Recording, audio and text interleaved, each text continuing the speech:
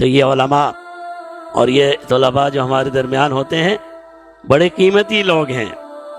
بعض ایسے ساتھی بھی ہوتے ہیں، اللہ معاف فرمائے، اللہ معاف سے کیا فرمائے، اللہ انہیں اس کی توفیق دے، سال بعد 4 سال بعد گھر جاتے ہیں. ہمارے زمانے میں ایک طالب علم تھا، ہمارے ساتھ ہی پڑھتا تھا، افغانستان کا، اسی مدرسے میں، آپ کے مدرسے میں، افغانستان کا طالب علم تھا ہمارے ساتھ. 11-12 سال تک گھر نہیں گیا. وہاں ویسے بھی جنگ تھی. 12 سال تک اسی جامعہ میں رہا. ایک لمحہ اس زندگی کا لگانا اگر اللہ قبول کر لے، علم کی طلب میں ایک دن یا 1 گھنٹہ یا 1 منٹ لگانا، وہ انسان کو جنت پہ پہنچا سکتا ہے. تو جو 12 سال 15 سال تک جنت میں ہی رہتے ہیں، گویا دوبارہ گھر جاتے ہی نہیں ہیں. ورنہ عام معمول ہمارے ہاں یہ ہے کہ رمضان گزارنے کے بعد طلباء آئے، پھر چھوٹی عید تک گھر نہیں گئے، بڑی عید تک گھر نہیں گئے. بعض بڑی عید پہ چلے گئے، بعض نے کہا نہیں جاتے، یہیں رہتے ہیں، خدمت کرتے ہیں، اجتماعی قربانی کھا لیں، وہ یہیں پہ مصروف رہتے ہیں. کوئی تبلیغ میں چلا گیا، کوئی کہاں چلا گیا. پھر وہ جاتے ہیں تقریباً 4 مہینے کے بعد. ربیع الاول میں ہمارے امتحان ہوتے ہیں، پھر کوئی گھر چلے گئے. بعض ایسے ہوتے ہیں اس وقت بھی نہیں جاتے، کہتے ہیں ہم یہی کتابیں پڑھیں گے، یہی بیٹھے رہتے ہیں. اور بعض ایسے ہوتے ہیں سال کے بعد گھر جاتے ہیں. تو گویا کہ سارا سال اللہ کے راستے میں رہتے ہیں، جنت میں رہتے ہیں. یہ میں نہیں کہہ رہا، جناب نبی کریم اللہ تعالیٰ ان کو نیت صادق دے، اخلاص کی توفیق دے. اگر اخلاص کے ساتھ وہ اس لیے رہتا ہے کہ میں اللہ کا دین سیکھ رہا ہوں، فرمایا صدق اللہ.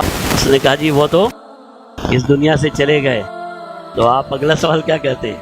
اس کا کوئی وارث، اس کا کوئی بیٹا، اس کی اولاد کہاں ہے، اس کا خاندان کہاں ہے، اس کا بھائی کہاں ہے، اس کی بہن کہاں ہے؟ یہ کہتے ہیں یار ان سے ملنا تھا، اگر وہ نہیں ہے تو اس کے کسی وارث سے ملوا دو، اس کے کسی لواحق سے ملا دو.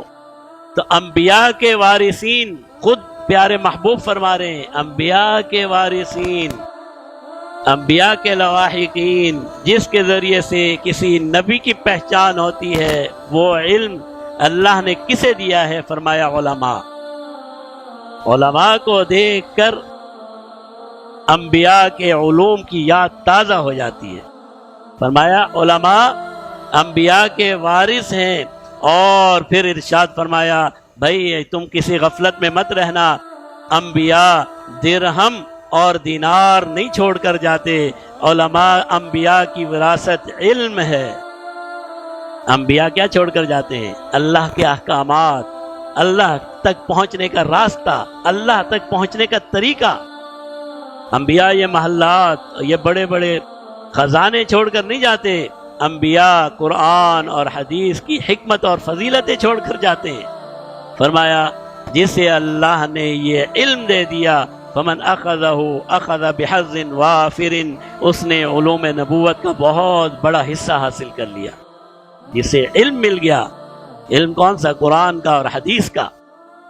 تو یہ علماء انبیاء کے وارث ہیں. اور ایک جگہ پر جناب نبی کریم صلی اللہ علیہ وسلم نے ارشاد فرمایا وَإِنَّ الْعُلَمَاءَ وَإِنَّ الْعَالِمَ لَيَسْتَغْفِرُ لَهُ مَنْ فِي السَّمَاوَاتِ وَمَنْ فِي الْأَرْضِ. فرمایا عالم وہ شخص ہے، عالم کو اللہ نے یہ اعزاز دیا ہے. فرمایا لَيَسْتَغْفِرُ لَهُ مَنْ فِي السَّمَاوَاتِ وَمَنْ فِي الْأَرْضِ. کائنات کی ہر چیز، جو زمین اور آسمانوں میں جتنی اللہ کی مخلوقات ہیں، سب علماء کے لیے مغفرت کی دعائیں کرتی ہیں. علماء کو مغفرت کی دعائیں صرف انسان نہیں کرتا، کائنات کی ہر چیز علماء کے لیے دعائیں مغفرت کرتی ہے. حتی الحیتان، فرمایا یہاں تک کہ سمندر کی مچھلیاں بھی ان کے لیے دعائیں کرتی ہیں.